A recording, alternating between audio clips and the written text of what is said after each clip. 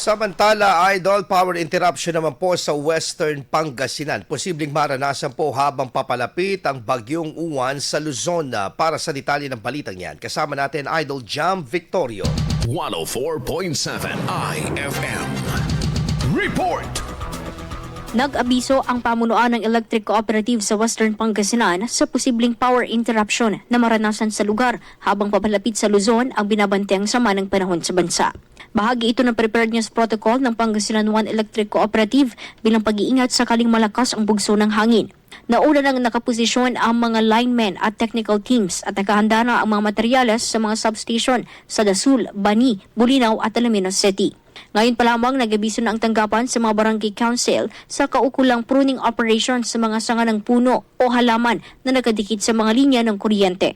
Hinihikayat din ng mga consumer na i-charge na ang mga gadget at manatiling ligtas sa loob ng tahanan.